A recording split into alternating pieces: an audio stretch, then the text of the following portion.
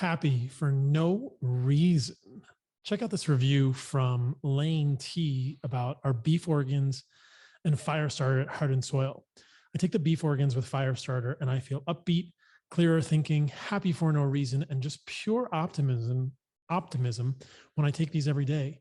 Makes me feel like a little child who gets excited for the little happy moments in life. I love this so much, and we all deserve to feel this way. I love this review. This is a really cool one. So this Lane is taking our beef organs and our Firestarter. Beef organs is a combination of heart, liver, kidney, spleen, and pancreas. Firestarter is our high stearic acid suet made into tallow, put in the capsules, and the combination of those two is super powerful. And then I have to read this other review. The title is Monster Hog. Okay, ever since I've been taking whole package, I've noticed that my southern hemisphere is a bit more monster hoggish is the best way for me to put it. I am definitely getting more energy within the gym and throughout the day and continue to see benefits with the supplements. I highly recommend if you are looking to boost your energy and your monster hog. So I'm not exactly sure what this person is referring to. I have a pretty good suspicion, but as you guys have heard me talk about, there are many benefits to taking our whole package from Heart and Soil, which has testicle, blood, and liver. That's one of my current favorites. Certainly libido benefits are in there. Our whole goal, our whole mission at Heart and Soil, and why I'm so proud of this company, is to help you reclaim your birthright to radical health. I don't say that lightly. We make grass-fed, grass-finished, regeneratively raised, desiccated organ supplements that allow you to get organs that are hard to get otherwise. I'm currently also taking our mood, memory, and brain from Heart and Soil, really appreciating the mental clarity benefits of that. It's hard to get brain, but you can get it in the desiccated form in the supplement. It's hard to get testicle, but you can get it in whole package. It's hard to get kidney, heart, liver, spleen, and pancreas. So you can get that in beef organs. And for many people, it's hard to get suet, which is in Firestarter. So many amazing benefits to what we do at Heart and Soil. Check us out at heartandsoil.co to reclaim your birthright to radical health. We are not bullshit. Heart and Soil is not bullshit, just so you know. My guest on this week's podcast is Diana Rodgers. She is a registered dietitian. She is the author of Sacred Cow with Rob Wolf. I've had Rob Wolf on the podcast in the past. I particularly appreciate their writing and their work in the sustainability, regenerative agriculture space. And it was really fun to have this conversation with Diana about how we feed 7 billion people on the planet. And Paul, isn't eating meat not sustainable? And won't it harm the environment? And we answer as many of the hard questions as I could pose to Diana in this conversation. And I really enjoyed it. So enjoy this one. And I think this will be good fodder for Christmas discussions and discussions in your life in general around the sustainability, the scalability of eating meat, and what we do in terms of feeding a healthy planet and how we reframe that discussion in some very important ways. If you like this podcast, please leave me a review on Apple Podcasts. This is how we spread the message. This is why we do the work. This is so important. Getting this message out to as many people as possible is critical because there are so many. There are literally millions, billions of people who could benefit from hearing this message, and leaving a review on Apple Podcasts is a small little thing, but it really helps move the needle. So thank you for doing that. As a thank you for doing that one, I will send a free signed copy of my book to one lucky person every month who leaves me a review on Apple Podcasts. I also forgot to mention that at Heart and Soil, we are doing an animal-based 30, a 30-day animal-based challenge in the month of January. You can go to animalbased30.com if you would like to join us for that. And it will change your life if you haven't already done an animal-based, AKA carnivore-ish diet. There are many resources there. There's a free ebook. There's a Facebook group. There's going to be weekly newsletters and emails and all kinds of support. There's discounts on our products, all kinds of good stuff. January is the time that everybody thinks about New Year's resolutions, turning your life around. Join us for Animal Based 30. It's free. Animalbased30.com. So enjoy this conversation with Diana Rodgers. I feel like this one needs to be spread far and wide. We tackled a lot of the hardest questions head on, and I think it was a really good one. So enjoy this one. This is also coming out Christmas week. So Merry Christmas, Happy Holidays to everyone. I'm going back to Virginia this week to surprise my family. They don't know I'm coming, so don't tell them. All right, guys, stay radical. Love you all. Diana Rodgers, thanks for coming on the podcast. Thank you for having me.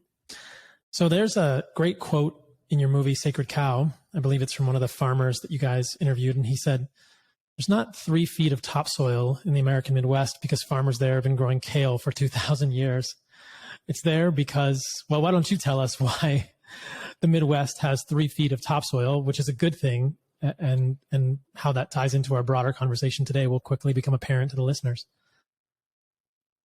Yeah, definitely. It's all about bison poop, pretty much. So the grazing of those animals, the impact they have on the land, you absolutely have to have grazing animals in order to have healthy grasslands, which is what the breadbasket was before we started plowing it up and ruining it. I think that maybe people who are not familiar with ruminants, this concept of animals with multiple stomachs that have cloven hoofs, things like bison or deer or elk or sheep or cows. When we grow up in the United States, I think there's so much of a narrative that these animals destroy the land. But as I'm driving back and forth to towns here in Costa Rica, or when I've driven in Georgia at White Oak Pastures, and I see when I see cattle that are eating grass and that are raised grass feeding, grass finishing, I imagine they do some rotational grazing here just naturally because they have such a low density of cattle on the land that they just graze naturally. The land doesn't look destroyed to me. It's usually verdant pastures. It's green verdant pastures with dark brown dirt. So where do you think this disconnect comes from? Why do we have this idea that cows are destroying the planet when everything that I've seen at really well-raised intentional farms is completely different than that? So Diana, when I'm driving around Costa Rica and I see cattle here, when I see ruminants here, they're on green verdant pastures. They're not destroying the land.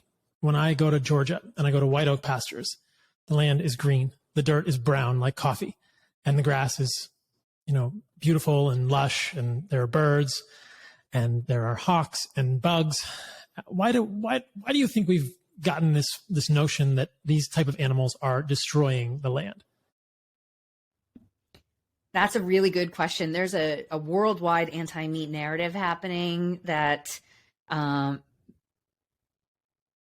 people are really uncomfortable with the fact that we eat animals, basically, and they're looking for reasons to back that up. The meat industry does have some answering to do. There are legitimate issues with how a lot of meat is produced, but I would argue that if you're in the grocery store and you're looking at, the typical choices in America, we've got pork, chicken, or beef.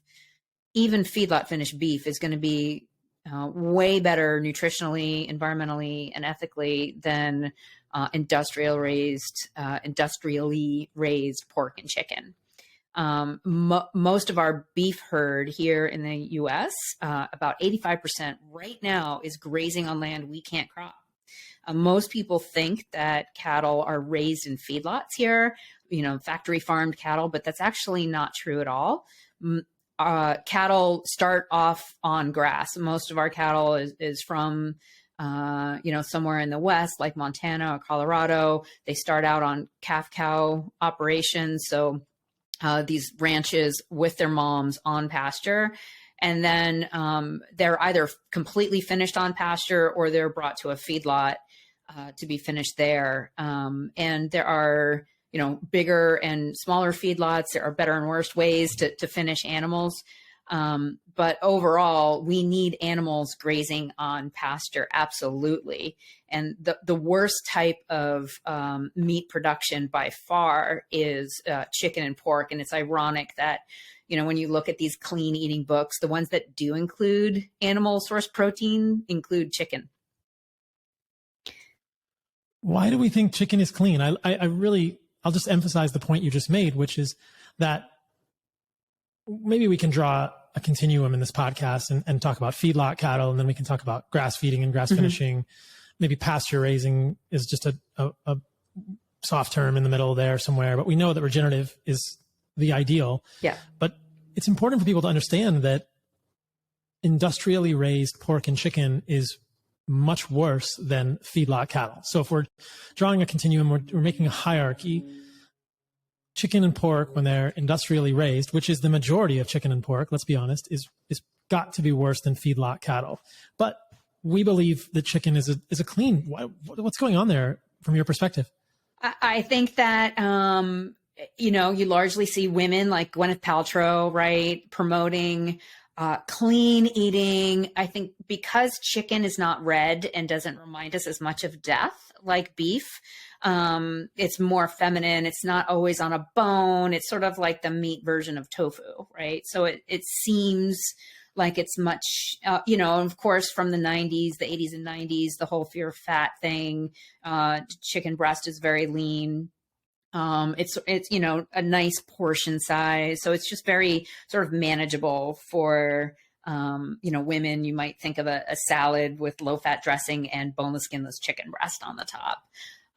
But actually, chicken is much less nutrient dense than beef, and as far as like just overall cleanliness, and I think cleanliness is used as sort of a moral term, like it's cleaner, meaning it has like more of a halo over it. But also cleanliness, just as far as like basic, your chances of getting a foodborne illness from chicken are way higher than like salmonella versus E. coli from beef. You're way like many, many, many times more likely to get sick from chicken than you would be from beef. I mean, I do not eat raw poultry, but I would eat raw beef. I mean, I know people who have eaten raw poultry, but it's just not even appetizing to me. I don't know. Sounds like a horrible idea. Yeah. I have a previous podcast that I did with Nina Teicholz, and we talked a little bit about chicken in that one. Specifically, we went kind of down the rabbit hole looking at the way that chicken, being a monogastric animal, along with pork, will accumulate polyunsaturated fatty acids, making the fat of chicken a real repository of linoleic acid if we accept that that is a harmful thing for humans in excess. That's kind of a side conversation to this one, but that's another reason I'm not a huge fan of chicken. But it is interesting to note that the chicken industry is horribly dirty. And I hadn't thought about the sort of death fear that might come along with red meat. And I think that we just must admit that red meat has been demonized for no real good reason. But many of us grow up with this programming that says that red meat is bad for us, or that red meat is not feminine, or that red meat is bad for the environment. And that's why these conversations are important, to examine all of that. Other conversations that I've had on this podcast examine sort of the health benefits of red meat, or, go toward debunking the health implications of red meat. But I think in this one, we can talk more about the sustainability. So when I talk about an animal-based diet or a carnivore-ish type diet, and I let people know that I eat meat twice a day, it's apostasy, it's sin. And they say, your diet is not sustainable. And your Instagram handle is sustainable dish. So I think that this is kind of why I wanted to have this conversation with you. Let's dig into the sustainability of eating red meat by humans and your perspective, and we can go wherever you want with this. Sure. So, I guess, we can talk about what is sort of the ideal farming practices, which is regenerative agriculture. But, we have a lot of people on this planet, and most of the meat available is not regenerative. So, I still, as a dietitian and someone who's very concerned with public health, especially for women and children, especially in low and middle income countries, we have got to stop demonizing meat, period, like on a global level. And so that's a lot of the work that I've been doing these days, is just pushing back against this ridiculous new global burden of disease that's come out. I don't know if you're familiar with that, but beef is now 34 times more likely to kill you than it was 2 years ago. And the people who put out the global burden of disease provided no evidence at all for why meat is all of a sudden, 34 times more deadly in 2 years. But that paper is what all nutrition policy worldwide is set on. So, and we know that, I know you've talked about this before, but even the very poor research that shows that meat is associated with disease shows like a 1.2 increase, right? Like not even twice the risk, nothing like cigarettes, which is, 30 times the risk of getting cancer. And, we know that people who tend to eat meat also tend to partake in other unhealthy lifestyle things. Anyway, So I push back just period on the fact that meat is unhealthy globally, for all of that.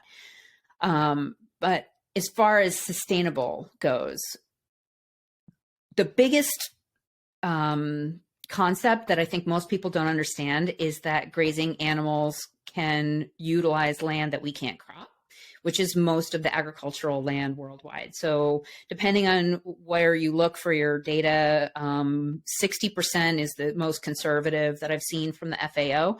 60% of our agricultural land is non-croppable.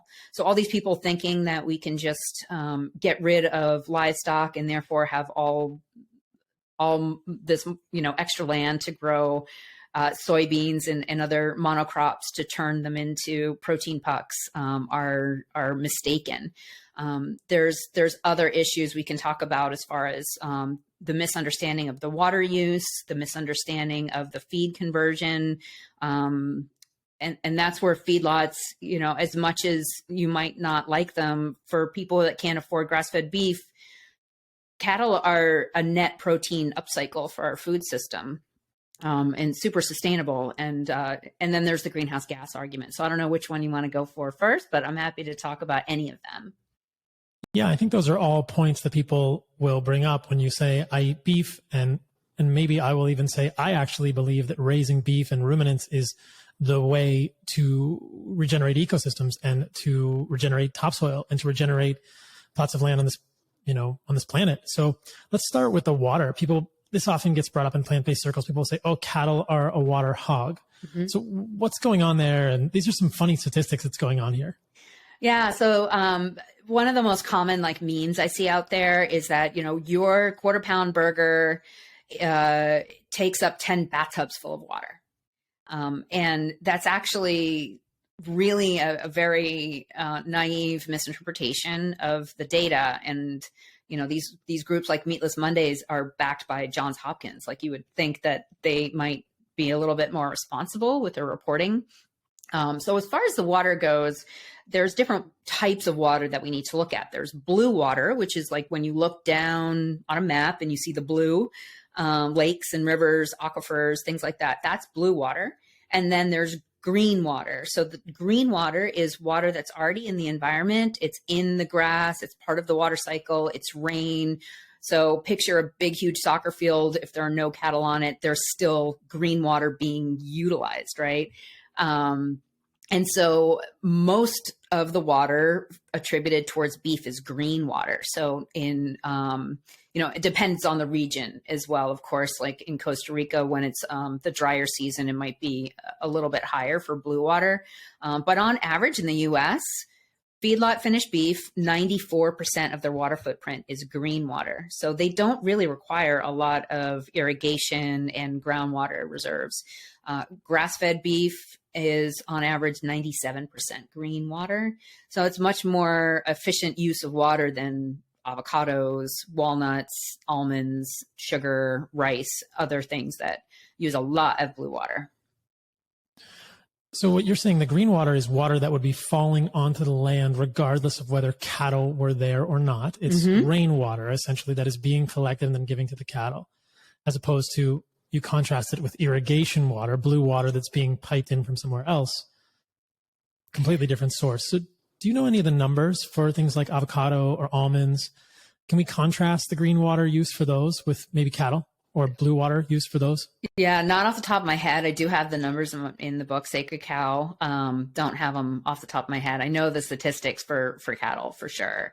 And it's not even just rainwater that's collected for them to drink. And by the way, cows pee, but so it goes back into the land. Yeah, but it's also just the moisture that's in the grass. So that's, a cow eats some grass, all of a sudden they're wasting water. Are they wasting grass too? I mean, it's kind of ridiculous. And the cool thing is that when we talk about regenerative practices, is cattle that are managed properly can actually increase the water holding capacity of the soil. So they can make the soil a lot more spongy. So if you picture, if anyone's, seen maybe a field of corn, if you picture the soil in a field that's mostly corn. It's dry, it's cracked usually. And when the rain comes down, it just flows right off it. And taking with it a lot of the topsoil with it, the chemicals, which poisons our waterways, and it clouds them up full of sediment so that there's less oxygen for fish, and we get algae blooms and dead zones and things like that. When you have properly managed grazing animals in a really healthy meadow, the water seeps in. And so more of that goes to the roots to support the grass, and less of it runs off into neighboring streams and things like that. I went to Rome Ranch one time, and Tyler had this sort of diorama thing set up where he had different levels of topsoil in different sort of buckets, and he simulated the rainwater going onto land that they had farmed regeneratively, that had a good amount of topsoil, that had more carbon in the soil, because it was part of a regenerative ecosystem. And then he compared that to runoff from less and less carbon containing soils. And you could see it in absolute clarity that the topsoil that is eroded, the topsoil that is depleted of carbon through multiple cycles of monocrop agriculture, just runs off so much more water, and the topsoil runs off and it's much dirtier. And just, it's a clear indication that the health of the soil ecosystem is dependent on the amount of carbon and the root systems that are built within it. And that, again, is something we'll talk about repeatedly in this podcast. The way you get that is by grazing animals on it, not by some magical thing that happens when you grow kale on it repeatedly.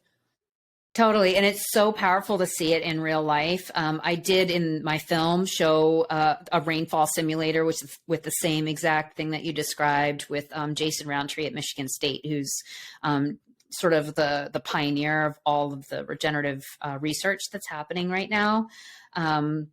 I have been to like indoor farming conferences and have seen a really cool alternate way of describing this. And if you were to picture two plates, one has a piece of bread on it and the other one has the equivalent in just flour. And she would pour water over the flour, and the water just rushes off and takes with it some of the flour. But with the bread holds it. And that's what, if you were to picture soil being more like bread, not that you and I are pro bread, but, what you want are air pockets, are, this spongy medium of soil. And that can only happen when you have roots and earthworms and lots of organic matter in the soil.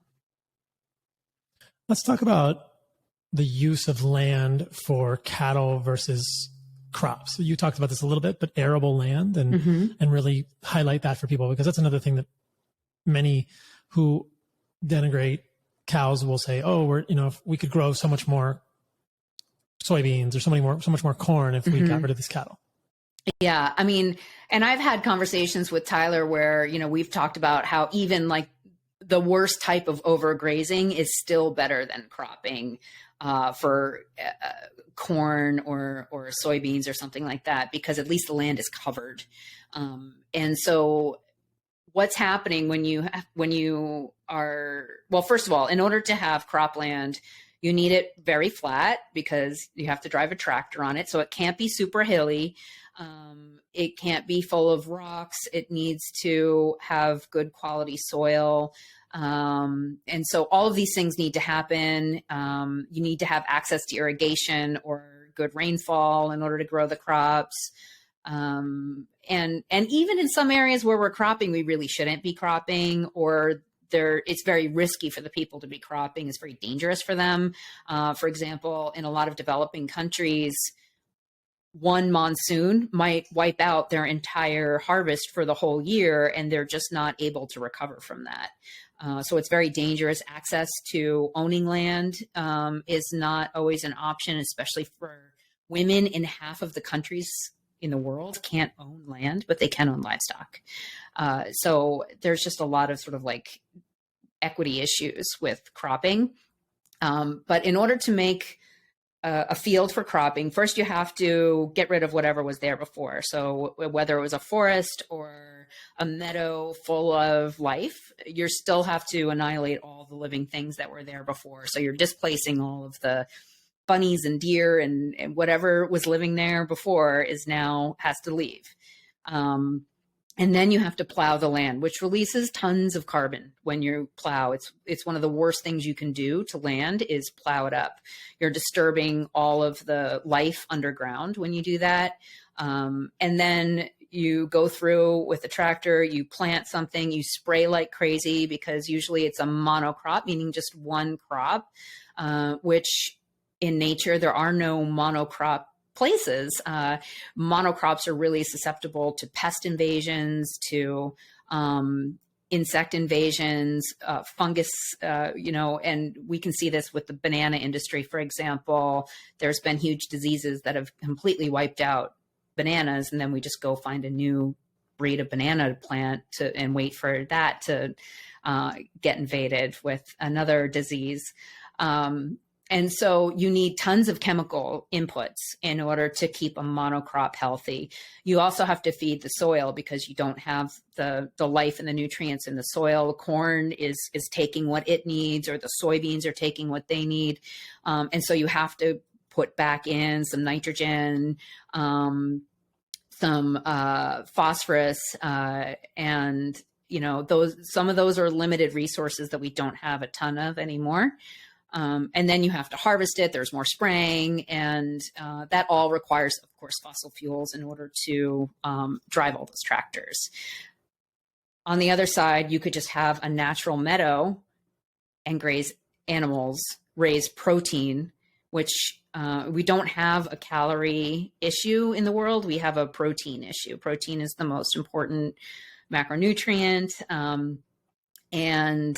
So we could be raising animals on that land. I'm not saying that people should never eat any type of crop at all, but it's certainly less important than, producing protein on land. That's a super important issue. Let's just emphasize that when I talk about this, I think that people think about starving children in Africa. There is no calorie issue on the planet. There's a protein, and I would add to that a micronutrient issue. Definitely. So we don't have a deficiency of calories. We can feed humans calories, but what we can't feed humans enough of is high quality protein. And I've talked about this multiple times in the podcast in the past. There's definitely a difference, and maybe we can just dig into that a little bit. There's definitely a difference between the net nitrogen utilizability of animal protein versus plant protein. But what humans on the planet need to be thriving individuals is not more calories. They need more micronutrient rich foods, animal foods, meat and organs, and they need more protein, which comes along with those. So I don't actually understand how people think that they're going to solve the problem by creating tons and tons of wheat. Yeah. Yes. Exactly. Growing more plants. Yeah, there was just a new paper that was published actually this summer too. It's called, I was just writing about it for a new Instagram post I'm about to do. It's called Animal Source Foods Rich in Essential Amino Acids Are Important for Linear Growth and Development of Young Children in Low and Middle Income Countries.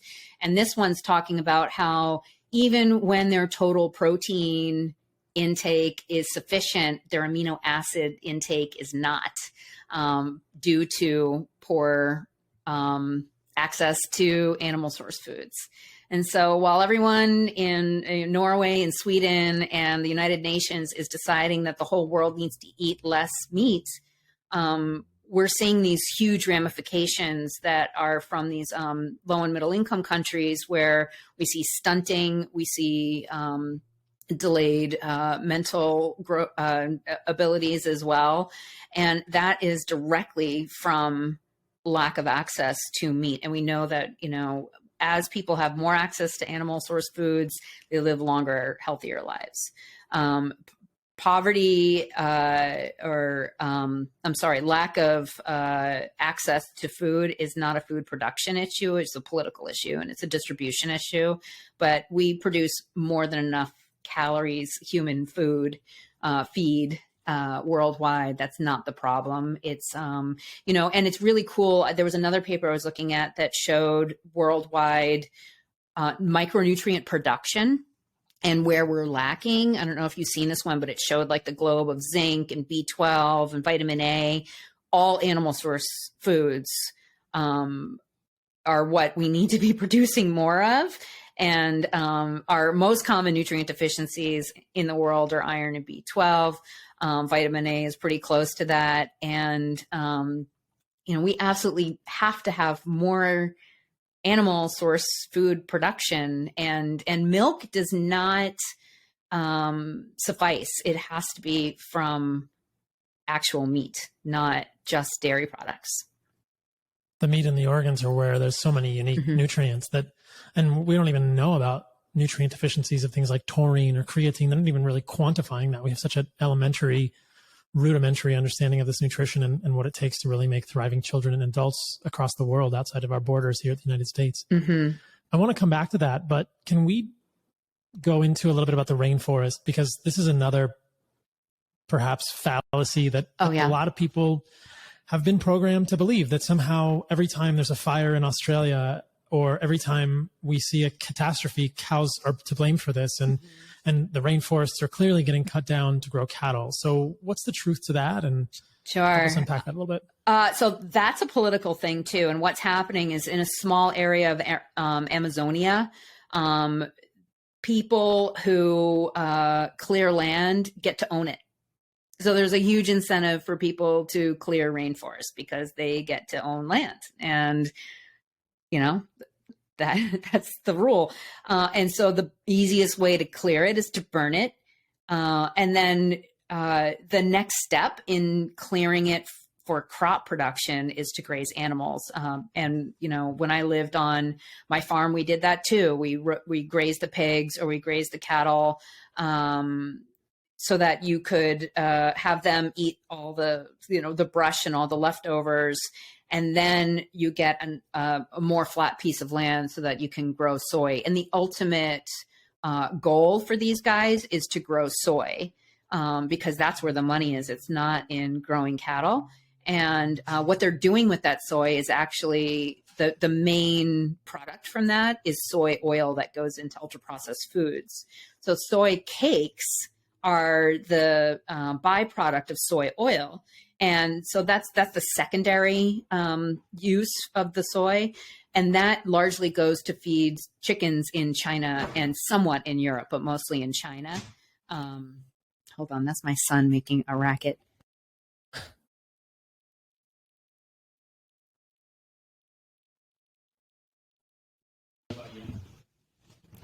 Teenager. So the rainforests are not being cut down for beef. To graze cattle. Yeah, no, it's absolutely sort of incidental. not. The cows are being used to clear the brush, and ultimately it's being cut down for soy. So the next time you guys hear a plant-based advocate saying that the rainforests are getting cut down for cattle, you can correct them with these facts, because this just doesn't seem to be the case. And ultimately, it's just all a nauseating set of events when you're making soybean oil, which is one of the most toxic seed oils I can imagine, has been shown in mice to do all sorts of nasty things. There's a crazy study in monkeys showing that makes them more aggressive, and they're making soy cakes, which go to China to make Chinese chicken, which chickens are not supposed to eat soy, guys. It's just a horrible, horrible thing. So basically what you're saying is, in parts of South America, if you clear the land is yours. And so the incentive is to use your cattle to clear the land after you chop it down. And again, many of these issues, this has come up multiple times now, are in fact geopolitical issues rather than food source issues. And they often seem to be blamed on cattle. Again, the scapegoat here. Yeah, definitely. And I mean, talking just like big picture geopolitical stuff, Bill Gates is hugely invested in the alt meat world, owns a lot of land, and is also funding a ton of research showing, like, for example, vegetarian pregnant women in India have better health outcomes. I wonder why that happens in India. Who has more money, the upper class vegetarians or, the lower class meat eating Muslims, and so none of those socioeconomics were factored into this one study. And so everyone's going around saying, well, clearly vegetarian pregnant women are healthier. And it's just, we need a little more critical thinking here. So we need to back up and say, who are the likely winners when we vilify beef? So, Impossible Foods, with their IP and their stock price, Beyond Foods. The fossil fuel industry loves it when we vilify beef, because then the blame is taken away from fossil fuels and put on, the individual and their meat intake. And it's sort of a nice, just convenient distraction. And so, a lot of these very large multinational food corporations are hugely invested in ultra processed alt meat products. And so when you see these global discussions happening about how we all need to eat less meat, guess who's funding them? Nestle, Unilever, all these corporations that want, the whole world dependent on their fiber bars instead of on food that can be produced by local people. That's, culturally appropriate. Like, we haven't even talked about like the sort of equity issues with telling, people who don't want to give up meat or wouldn't thrive giving up meat, that they should give up meat because, we want to fly around in our jets more and just like have, the others eat beans and rice while we eat our meat. The irony of this was, I think, illustrated by you and many others on social media, the irony of many of these multinational corporations or figureheads of state or whoever was at the Glasgow summit, flying there in their private jets to talk about climate change, and just clearly no appreciation, for what they're talking about or any of the sort of implications of a private jet versus the meat that they're trying to take away from people, which is robbing them of livelihoods or robbing them of sustainability in their ecosystem, or robbing them of personal sovereignty and personal health. You touched on Bill Gates. What do you think of his land purchasing? His land purchasing in the United States. I think it's really dangerous. I think someone needs to point it out too. Luckily, Senator Wyden out of Oregon, his chief of staff watched my film and read my book, Sacred Cow, and there's a bill right now trying to get more regenerative grazing that I'm helping with on Bureau of Land Management, BLM land. So a lot of grazing happens on public land, but there's different ways that cattle can be grazed. And what we're trying to do is get more regenerative grazing. So where the cattle are rotated more instead of just continuous grazing, which is actually the majority of grazing that happens. It's still better than cropping, chemical monocropping, but it's not ideal. What we want are these animals to be moving frequently to give the land a rest, so that it's getting the right level of impact. We don't want too much or too little. And so we need to be teaching farmers to do this, ranchers to do this. And, that's what they do down at, for example, at White Oak Pastures, is those animals are moved sometimes multiple times a day. And that's not always happening on other public land.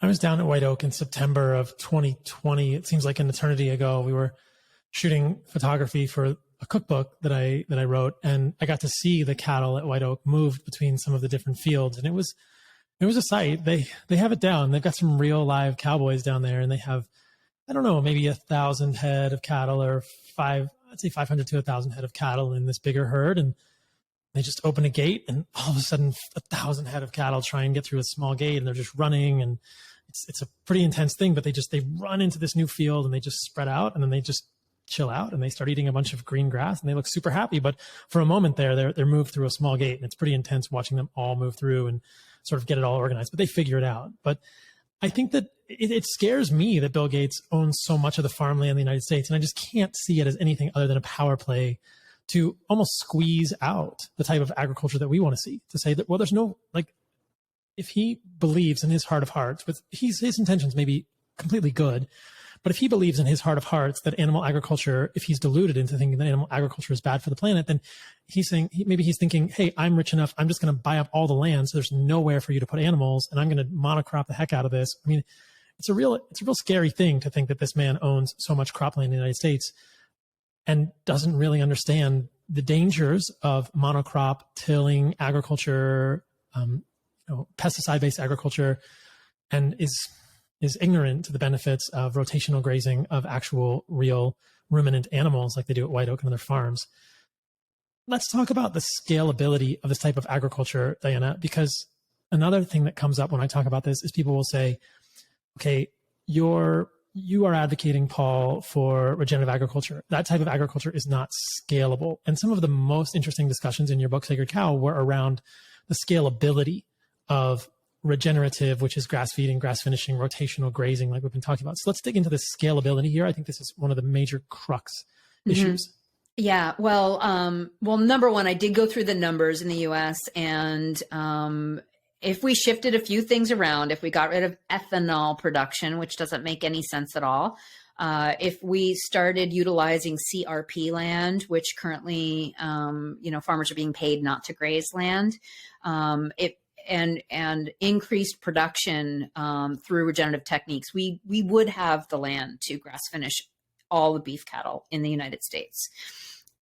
I want to talk about scalability though, because there's this perception that unless something can be as big as Amazon or Walmart, that's not sustainable. And, the devastation that we've seen to rural America has happened because of industrial agriculture and the loss of small and medium-sized family businesses, especially farms across the entire country. So I think all of us can relate to driving through small town America and seeing nothing but chain stores, and all the local small stores are boarded up.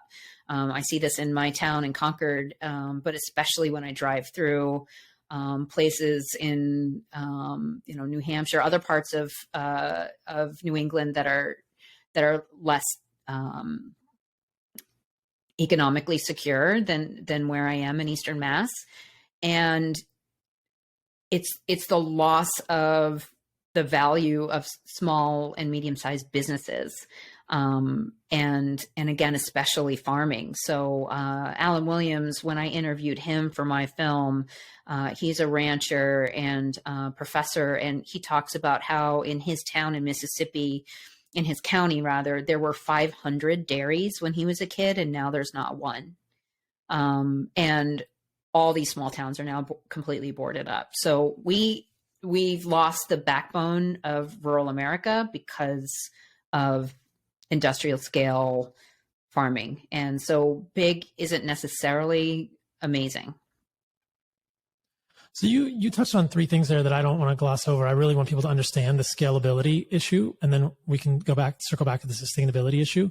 So you mentioned ethanol production, you mentioned the Conservation Reserve Program, which is the CRP, and then you mentioned the increased productivity, or you could say like the fertility of the land. So those are all really key pieces of regenerative agriculture, or the path to, I think, scaling. And then the conclusion that you came to is a very striking one that I just want to emphasize again, which is that there are really sound arguments to be made that if we did these things, we could finish every single cow in the United States on grass. So we could make 100% grass-fed beef, 100% grass-fed, 100% grass-finished, because that's a really important statement. Now, we're just looking at the United States. It's hard to talk geopolitically about Uruguay or India. I mean, I think there's a lot of grass-finished beef in Uruguay. Oh yeah. Other countries, we can't control what happens in India or China in terms of their beef production. But at least I think it's a striking enough statement to say that we could scale to 100% grass-finished beef in the United States if consumers voted for that with their dollars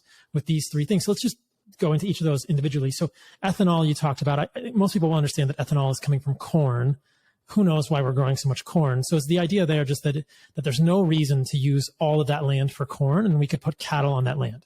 Exactly.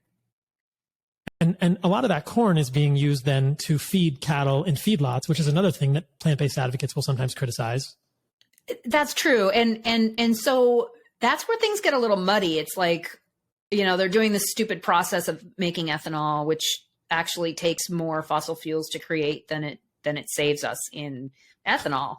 But one of the cool things about cattle is when they're finished on feedlots, a lot of people think it takes, I've seen, 12, 15, 20 pounds of grain in order to make 1 pound of beef. It's actually not true at all. So the feed conversion rate, FCR, for cattle is 2.5 to 1. So 2.5 pounds of grain to 1 pound of beef. That's pretty amazing, actually. So again, I think regenerative and grass finished is the goal, but we're not there yet. And it's still pretty amazing that these cattle, they eat the byproducts of the ethanol. So like the corn husks and the stalks and things like that. They can also eat the leftovers from the alcohol industry. So all the spent grains, things that we can't feed to monogastric animals, and things that have no other use in our food system other than to sit in a pile and emit greenhouse gases if we didn't feed it to cattle and turn it into protein. So, so that's where it's like, if it's, unfortunately, we also subsidize grain production in the US. So for a lot of ranchers, it's actually cheaper for them to grain finish. But in places like Costa Rica, grass-fed beef is cheaper because grain's expensive. And so, it should be more expensive to have grain finished beef, but it's not because of our silly crop subsidies and crop insurance programs that we have here in the US. So yes, ethanol production is, I almost said the R word that I shouldn't say, especially around my teenagers, but it does not make any sense at all. It's silly. And again, we're back to geopolitics. Mm-hmm. Why do corn and soy subsidies exist? Why is the US government subsidizing corn and soy? That to me is perhaps close to the root of the problem. Farmers are getting these price breaks to feed corn and soy, which means, or they grow corn and soy. And the ethanol industry around fuels, as you're suggesting, to me, it seems to just be in place to give people an excuse to grow corn. Like if growing ethanol uses more fossil fuel energy than it creates on the back end, it's absolutely a net negative. And it's just an excuse to grow more corn. Well, and a lot of this is also comes to our U.S. foreign aid policies, and how when you can control a nation's food, you can control their people and you can control their governments. And so if we have surpluses of food at all times, and, we have a lot of countries by the golden handcuffs dependent on us. So it's really interesting, like what we've done in Haiti, for example, by displacing local food production with rice imports, free rice imports, getting them dependent on us for rice when rice was a very small percentage of their diet. Now, diabetes is off the charts in Haiti, and they're completely dependent on the U.S. for rice, and we're able to better control the Haitian government. So this stuff is really complex, and there's a reason why we're not just growing all this stuff just to have it. We're growing it for power. Sinister. Yeah. Sinister. Last week's podcast was with Robert Breedlove. We talked about the U.S. dollar, the Federal Reserve printing the U.S. dollar, and the collapse of the U.S. dollar. I think it's all connected here, and the potential life raft that is cryptocurrencies and Bitcoin. So you guys should go listen to that one as well. But the Conservation Reserve Program was something that I didn't know about until I read Sacred Cow, and I thought this was fascinating. Can you tell us about that? Because I don't think many people understand what's happening with this in the United States. Yeah, and that was really Rob's wheelhouse. So Rob Wolf was the contributor. He co-wrote the book with me, and he really wrote that part. But basically, farmers are being paid to not farm parts of their land and not graze them, and it makes no sense. And if we just grazed it, we could produce healthy food, protein on land that is under or non-utilized, and actually improve the health of that land and the overall ecosystem function at the same time. So it makes no sense at all. And potentially, more quickly, my understanding of this, I talked to Will Harris a little bit about this at White Oak Pastures. And my understanding is that, there's land that is being lay fallow. So it's land that's been potentially over monocropped. It's been overcropped. So basically we've destroyed the land with monocrop plants, and then the U.S. government pays farmers to grow nothing on the land because the land is essentially dead. And it takes 10, 20, 30 years for the land to kind of regenerate on its own.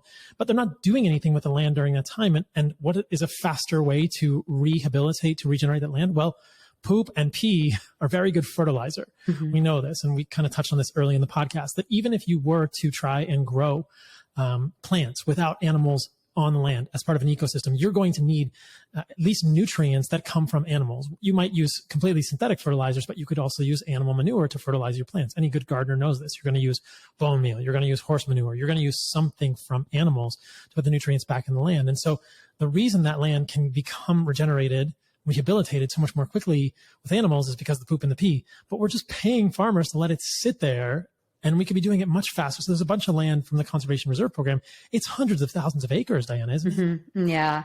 Yeah. And this is where, a lot of the sort of hippies that are pushing for, urban gardens and, plant-based agriculture, and, we can just use compost and you can magically, yeah, you can, but it takes a lot longer, and it's kind of, it just doesn't make any sense when you can just use animals, which also happen to produce the most perfect food for humans.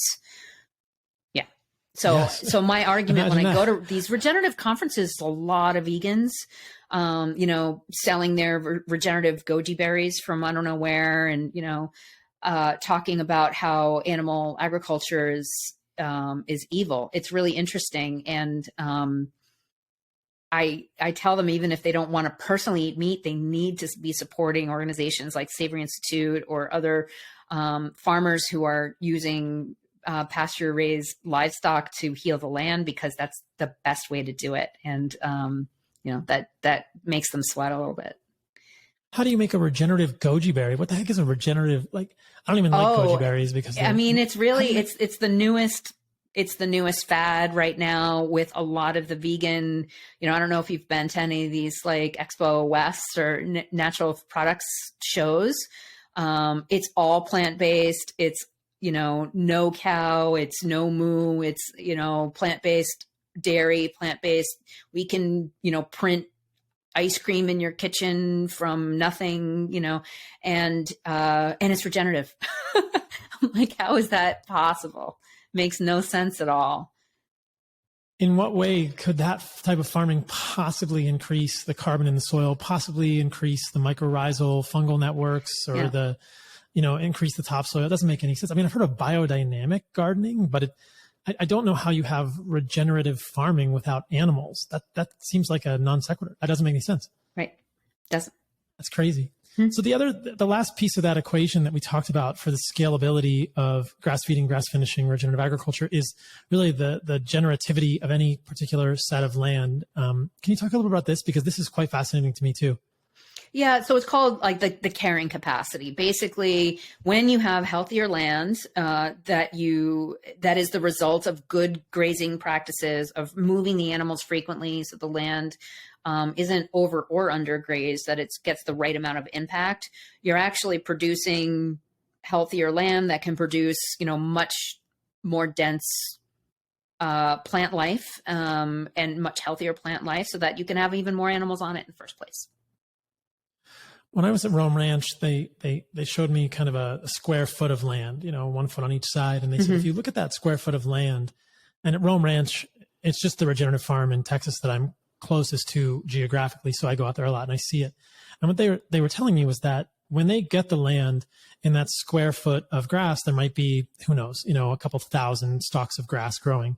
But once the land has more carbon in it, once the soil is healthier, once the mycorrhizal networks, which are essentially the soil microbiome, are healthier, there could be 10,000 or 100,000 stalks of grass. So for any given square foot of land, there's just more grass growing there, which means you can feed more cattle in a certain set of land. So on an acre, if an acre has been monocropped and you start growing and you start raising cattle on it, you might not be able to put as many cattle on that land because there's not as much grass in that acre. But you can, it's almost like somebody who's balding, right? And you give them some sort of magical potion and their hair starts growing back, and now they have more hair and they have a flowing set of hair. That's essentially what's happened to the land, is we're making the land go bald by monocropping it. The land is losing its hair, but you can get the land to get its hair back. If you grow animals on it, you put special fertilizer on the head, the scalp, and the land, and the hair goes back, and you end up with this flowing set of hair. The land has a really good hair day, and then more cows can go onto the land. And so it's so interesting to me that when you put those three things together, if the U.S. consumer understood that this was possible, that every cow that begins on grass could end its life on grass in the United States. I think that many plant-based advocates would fall out of their chair if they were forced to see that.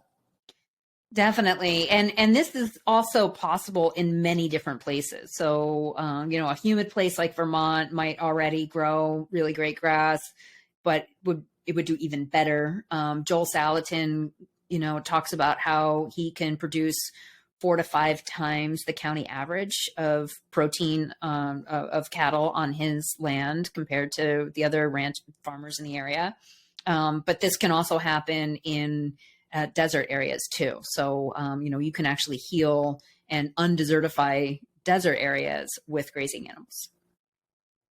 I've heard Alan Savory mention that statistic, or mention a factual point that much of the earth is becoming desertified because of monocropping. Is that true? Yeah. Yeah. And poor grazing. I mean, when animals are either not grazing at all and we don't have any, that's a good thing to just chat about really quickly, is when you just have a meadow and you don't have any, we don't have deer. Rewilding is not going to work because we just don't have the large populations of grazing animals, of wild grazing animals anymore.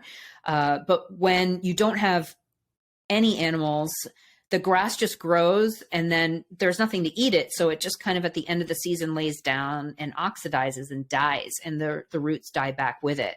And year after year, it might grow back a little bit, but it's going to just end up being more and more dead grass, and then bald spots are going to take over, and then the whole area is going to be essentially dead. So you absolutely have to have grazing animals chomping on that grass. And what Alan Savory talks about is the biological breakdown. So like those grass fibers need to go through the digestive system and out the other end in this new form, mixed with bacteria to sort of re-inoculate the land, to increase the moisture in the land. So you absolutely have to have that, grazing. So desertification is monocropping, but it's also from poor animal management as well. It's almost like ecosystems function with multiple levels of species, and they're all interconnected like a web, like something in the Native American proverb might say. And if you try and take species out of this web, it just doesn't work. It's almost like that, Diana. Yes. And the great thing is, the more life, the better. And the great thing about regenerative agriculture is it actually increases life. So, having these cattle, taking one animal's life is maybe 500 pounds of meat, but it's also increasing all of the other wildlife that's there, habitat for wild migrating birds, all the insects, all the microbiome underground too. So it's a far different, teeming with life environment than a field of wheat or corn or soy. I think that the most sticky question that I get asked sometime is this, and maybe you can help me work through it, or I'm curious what your perspective is on it. People will say there are 7.x billion people on the planet. How can we feed them all, Paul? And I'm curious what your response to that is, and then I'll share my perspective as well. I think I think it's kind of a setup from the beginning. It's a bit of a straw man question from the start, but I'm sure you get asked that sometimes, and I think that's something that vegans will use, or plant-based advocates or anti-meat advocates will use as a rallying cry, even though they don't necessarily have a great answer. But how do you respond to that when you get hit with that one? I mean, the sad reality is there is a carrying capacity of humans on the planet, and we're like an invasive species. And there's going to be a point where we're just have reached too much, right? One of my favorite books is Ishmael by Daniel Quinn. Have you read that? Okay. Yeah, I know it well. So he talks about, I don't know if it was Ishmael or one of the other two in the trilogy, but he talks about if you have a shoebox, like a large shoebox with 100 mice in it, and you give them enough food for exactly 100 mice, in a year, you're going to have 100 mice. If you have a shoebox with 100 mice and you give them enough food for 1,000 mice, in not too long, you're going to have 1,000 mice. And so we keep producing cheap human feed to produce more sick humans on the planet without thinking about the consequences of that. And, it's not an easy conversation to have, but it's the reality. So if we keep growing at this exponential rate, we're going to need like 17 planets soon to support all these humans. And then how are we going to feed them all the soy cakes? Oh my gosh, And so I think, one of the best tools we know to, and this gets into kind of religious territory a little bit, and it offends some of my very religious followers, but, women who are more educated tend to have less children. And, it is kind of important to consider our impact and how many humans there are on the planet versus the carrying capacity of the planet. I appreciate that perspective. I think that you're absolutely right. And from the beginning, when people ask that question, it seems like the ultimate goal might not be the right thing to focus on in the first place. I don't think we should focus on having the maximum number of humans on the planet. Like, let's make a planet that can sustain 14 billion people. That's the goal, or 16 billion. Shouldn't the point be to sustain the humans that we have in the most healthy way possible? Right. You kind of touched on this earlier. And I think that when I get asked that question, that's where my mind goes. Like, let's not talk about how we sustain 8 billion people tomorrow. Let's talk about how to make the 7.5 or 7.3, I don't know what the number is today, as healthy as possible, so that they can be as contributory, as creative, as kind, make the best decisions, and come up with the best solutions to these sort of problems that are currently facing us in the world, which are myriad. So I don't think that it's always about how do we keep growing our population. It's how do we support the people that are here now in the most healthy way possible. And as we talked about, that is, in my opinion, and I believe in your opinion, impossible to do without organs, meat, the most nutrient-rich foods on the planet. So it's not a conversation of how do you feed everyone? It's how do you get as many people as healthy as possible? That should be the goal. And I think, I don't know, this gets into controversial territory, but I'll try and tiptoe through it because I think it makes for interesting conversation on the podcast. I think that the COVID pandemic has also taught us that, and this has come up a couple times in this podcast, that as Americans, or maybe as Westernized humans, we fear death, and we are not okay with a single life lost. And though I don't want anyone to die, I don't want anyone's mother, father, brother, sister, grandmother, or grandfather to die, we all do eventually end this life, and none of us knows what's after it. And so I think that there is this sort of built-in fairy tale in the COVID pandemic that we're not going to lose a single life, when many of these people would have died from comorbidities or other illnesses in the following time. And there would have been proper grieving in their families no matter what. But in terms of, sustaining 8 billion people or 7.7 billion people on the planet with food, it's like, look, there are geopolitical issues that prevent these individuals, children, mothers, fathers, from getting the right types of food. And we probably cannot feed everyone on the planet with meat right now, geopolitically. But I think that if we start looking at how to get the maximum number of people on the planet as healthy as possible, that's the right goal, rather than saying we need to be able to feed 7.6 billion people meat, because that may not be possible at this point for a variety of reasons. We could certainly feed 7.6 billion people more meat than they eat now, which I think would be a great goal and put us in the right direction. But I also don't think that you can feed 7.6 billion people any sort of plant-based garbage burger and expect them to be healthy in any way, shape, or form in the future. So it's almost like, I don't even know why plant-based advocates are asking this. I think that they're under the false impression that somehow Bill Gates and, all of these fake meat companies solve this problem, which they clearly don't. Yeah, definitely. And also, fruits and vegetables make up a very small percentage of our caloric intake. It's a very, very small amount of what we're currently eating. We don't produce currently enough of that to feed the world if people were to eat more. So, that's one point. Also, the food waste that happens in the produce industry. So meat is actually the least wasteful food industry we have, just because all the pieces are used. But the fruit and vegetables are highly perishable, and there's a lot of food waste. Another piece I was going to bring up that I just jotted down as you were chatting, was, I don't think there's enough health experts that are talking about sustainable eating. I think it's largely just a bunch of people that are looking at our already broken system and, how can we, shove calories here or here. The greenhouse gas implications or sort of effects of diabetes, for example, there has been some research into this, and I looked into it. And so when you factor in amputations, all the plastics needed for dialysis, lost work, just the emissions from hospitalizations, from, amputations, things like that, all of that needs to be factored in to these poor grain-based diets that we're exporting around the world. Yeah, those are some great points. Thank you. I hadn't thought about that, but no one is really going to be taken seriously if they try and feed the world fruit and vegetables. And I'm not a huge fan of vegetables, but certainly they would be better than grains. Yeah. What these plant-based advocates are discussing is we're feeding the humans Soylent Green. We're feeding them garbage processed food. We're feeding them grains. We're feeding them very low quality foods that have essentially no micronutrients. Mm-hmm. And as we know, when you feed low micronutrient foods and seed oils, you end up with metabolic dysfunction and diabetes.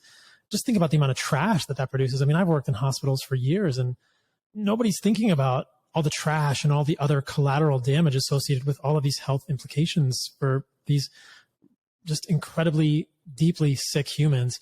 Yeah. Let's just talk about the greenhouse gases briefly as we wrap up here, because I think it's a fascinating part of the conversation. Mm-hmm. I've done a couple of podcasts in the past with Patrick Moore, with Alice Epstein, and I want to do more in the future. This is a pretty thorny issue. Let's just assume, for the purposes of this conversation, that we are worried about greenhouse gases like carbon dioxide. And this is not Diana's position, so I'll just share my position with the audience real quickly here. The more I learn about carbon dioxide, and I'm not an atmospheric scientist, but I'm trying to educate myself, the less I'm concerned about carbon dioxide in general as a greenhouse gas. And I think that there is an actual rabbit hole to go down here to really understand how much we know about greenhouse gases and how much we know about what carbon dioxide does in the Earth's atmosphere and whether that is really creating significant warming. Let's assume, for the purposes of this following discussion, that it does create warming. But I will say that I am more concerned about particulate emissions and ecosystems disruption than I am about carbon dioxide at this moment. Again, my understanding of this is incomplete. I haven't done a PhD on it, but what I've seen is striking, and hopefully we can get some people on the podcast to talk more about it. But if we are worried about carbon dioxide, because I think we should be concerned about our impact on the planet. Again, I'm more concerned about particulate matter than a gas that I think has a good amount of evidence to suggest that it doesn't have a major greenhouse gas effect, and that those who would claim otherwise are basing it on models, and there are other models that say that it's really not that warming in the atmosphere. But what do we know about the relative contribution of cows, at least in the United States, and then maybe we can talk more broadly to greenhouse gas emissions? And essentially, we're talking about carbon dioxide and methane here. Yeah, and also just a caveat, I'm a very healthy skeptic as well, and I think that the book *The Wizard and the Prophet* might be a really good one for you, by Charles Mann. I don't know if you've read that one yet. I'll check it out. But let's talk about greenhouse gas emissions and the blame that cattle get as the largest emitter of greenhouse gas emissions worldwide. It's complete BS. So in the United States, all of animal agriculture is about like 6%, 5 or 6% of greenhouse gas emissions, and cattle represent about 2% of greenhouse gas emissions in the United States. By far the biggest emissions come from energy, transportation, and industry, period. Worldwide, the number's a little bit higher. It's about 5% of all greenhouse gas emissions are from livestock. But that's only because we're a little more industrialized. And so transportation and industry are going to be a little bit higher on the sort of percentage scale to cattle. So in other countries like India, where there's way more cows than there are cars, cattle are going to be a higher percentage of that, right? But then let's talk about the difference between fossil fuel emissions and biogenic carbon cycles from natural processes.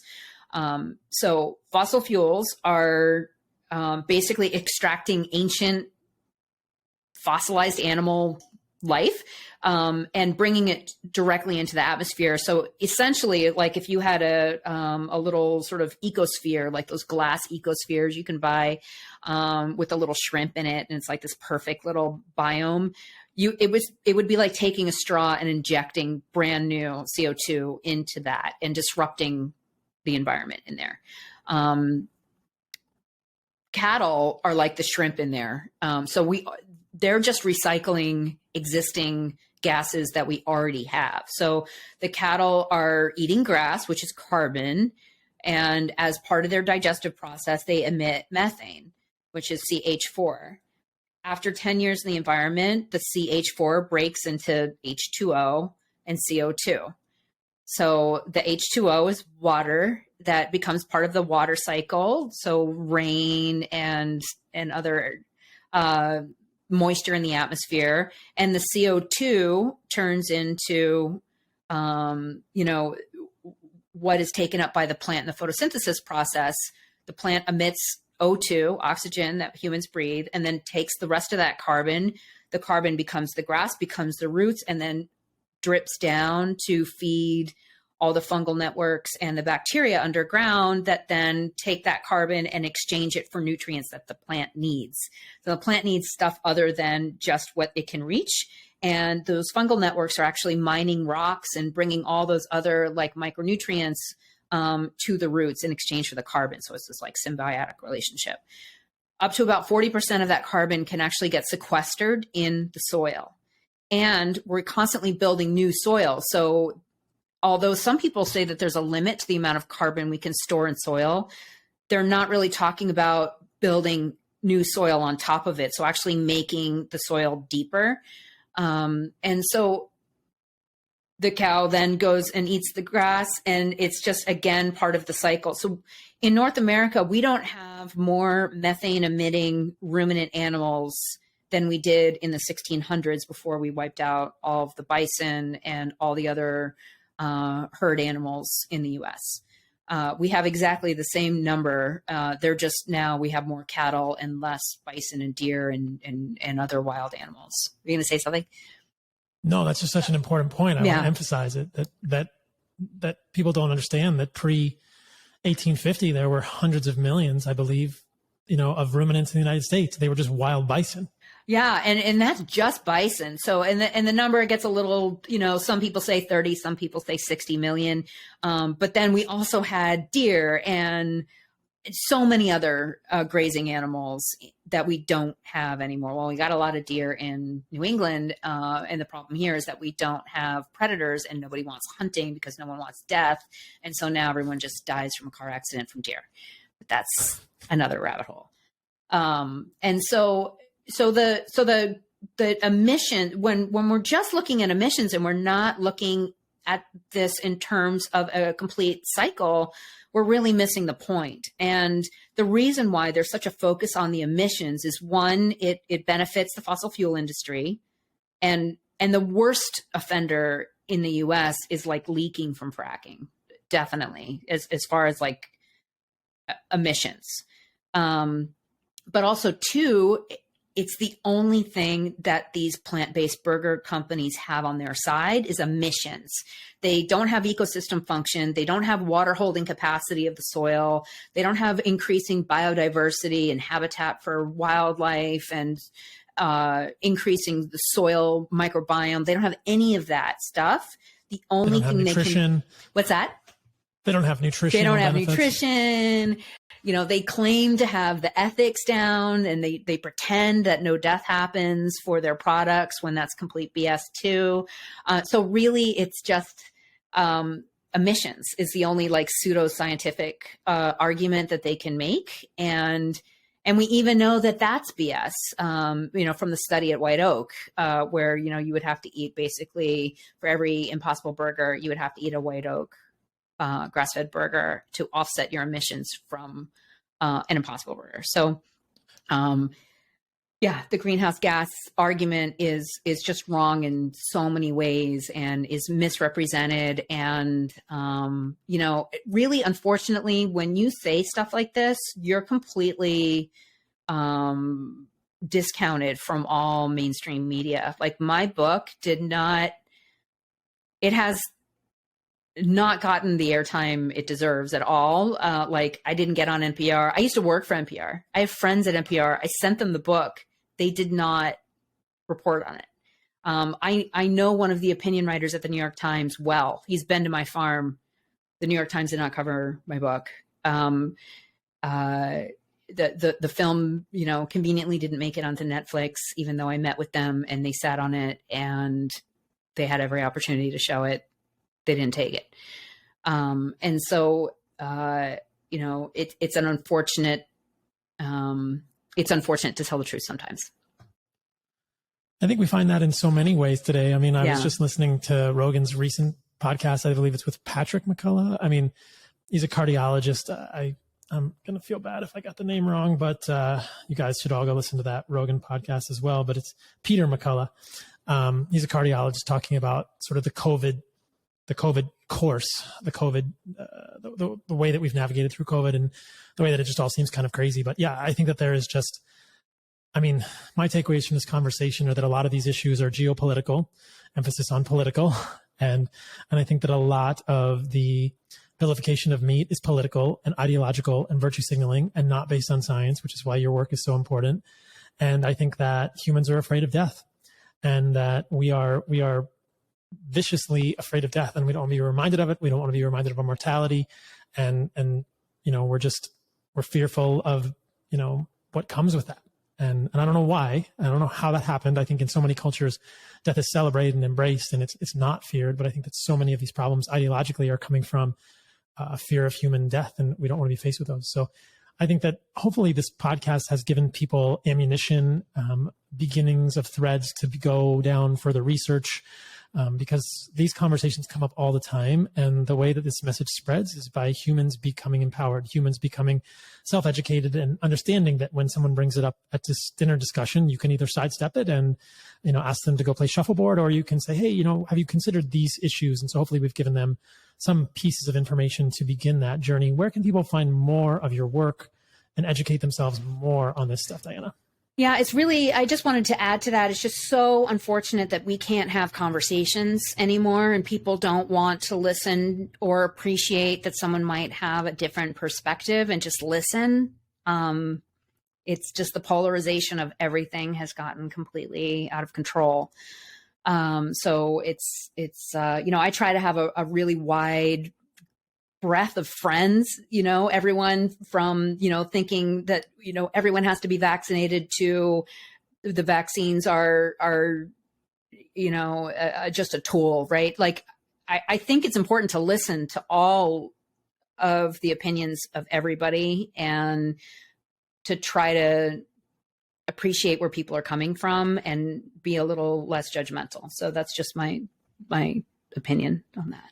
I agree with you. Yeah. I agree with your opinion. I don't understand why we've come to a place in the zeitgeist of human experience that we can't, the collective human experience has disallowed healthy discussion and disagreements. I don't understand it.